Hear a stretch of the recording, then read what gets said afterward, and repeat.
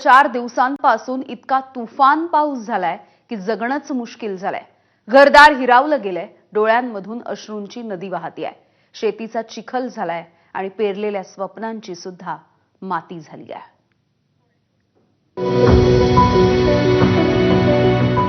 बाग उन्मळून पडली, घरात चिखल साचला आणि डोळ्यात अश्रूंच्या धारा।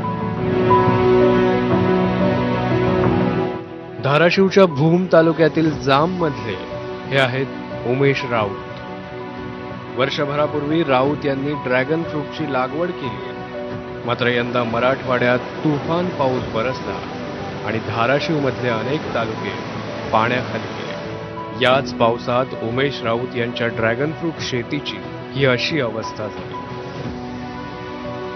रात्रीचा पाऊस काय सांगता येत नाही, असा भरपूर होता की एकदम अति पाऊस होता, त्यामुळे ही पाणी झालं। ही माझी ड्रॅगनची शेती, हे मी एकरी कमी 5-5.5 लाख रुपये खर्च केला, परंतु आज ही पहिलंच वर्ष आहे। आणखीन मी त्यात उत्पन्न सही घेतलेलं नाही एवढं, पण ही आता एवढं नुकसान झालं की तोंडाने सांगता येत नाही।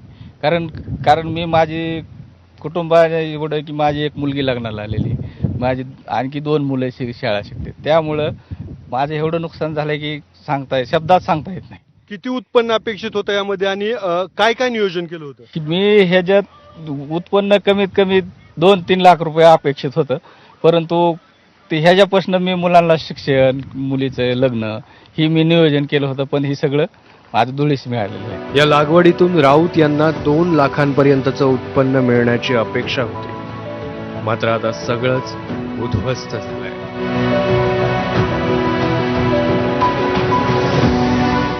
धाराशिवच्याच परांडा सिरगावमध्ये घराघरात पाणी साचलं,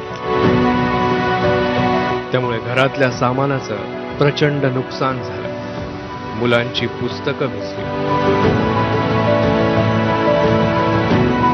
मिरच्या भिजल्या, गहू भिजलं, ज्वारी भिजली, सगळं काहीच राहिलं नाही। 2 महिने झालं रानात काय सोयाबीन काढायला उडीद गेलं आणि काय तुरी वंबाळून गेले आणि काय करायचं आता। लय राडा भांडी सगळी वाहत गेली ती, काय राहिलं नाही त्यांना खायला सुद्धा राहिलं नाही। सगळं बघितलं की आता गहू, तांदूळ, ज्वारी तर गेली, इसूर भिजला, चटणी किती त्यांचं वाहून गेले, त्यांना खायला काय सुद्धा राहिलं नाही। ज्वारी बिवारी त्यांचं सगळं वाहून गेले, कमरेचं पाणी घरात होतं।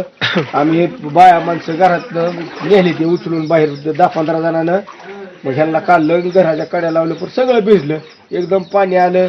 ती रडत होती, रडना का म्हणून आपलं ह्यांचा तर जीव वाचवला आम्ही, बाकीचं काय नाही, जाऊ द्या म्हणले, चला म्हणले तिकडे लोकांच्या घरी नेऊन झोपवलं त्यांना। कितवीला आहे? 5वीला आहे।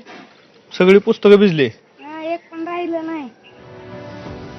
धाराशिव मधल्या भूम परांडा सारखेच इतर अनेक तालुकेही या पूर परिस्थितीची झळ सोसतायत। इथल्या पूरग्रस्त कुटुंबांना आता अपेक्षा आहे ती सरकारच्या मदतीची। अप्पासाहेब शेळके, ABP माझा, धाराशिव।